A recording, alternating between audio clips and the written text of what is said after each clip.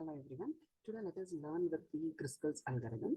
So Kruskal's algorithm follows the greedy technique, which means that it will always expect to get the best of whatever is available.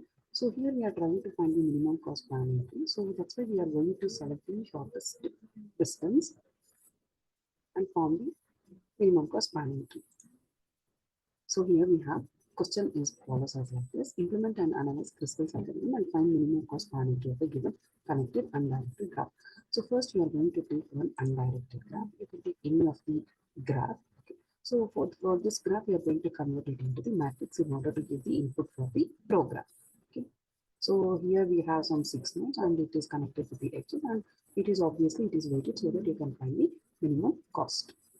Now coming to the program, here the first line precursor directive for input and output.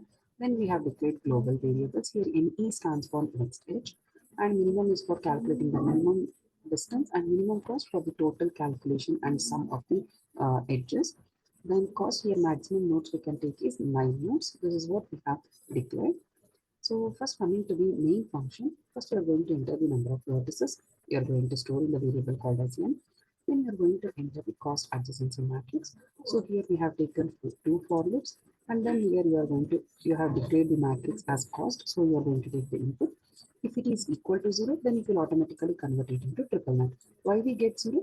Because in some of the we don't have any loops here, so 1 to 1 will be obviously 0, or sometimes see now we don't have the path from 6 to 5, so sometimes you have given input as 0, so that will be automatically converted into 999, which means that there is no path from that node to this one.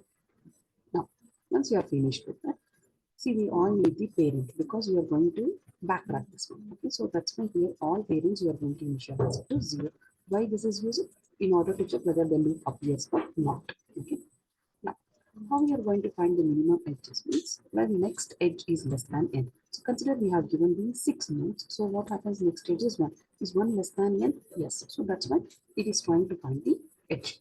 So now what happens when we are taking here less than, instead of taking less than or equal means, consider if we are having 6 nodes, then we are going to get n minus 1 edges in the minimum cost panel. Okay, so this is the formula. If you have n nodes, then n minus 1 nodes will be present in the minimum cost panel. Okay, so now that's why here we have initialized as next edge is less than n. Now I equal to 1, minimum you have initialized it to 999, and you are going to check for the looping constraints.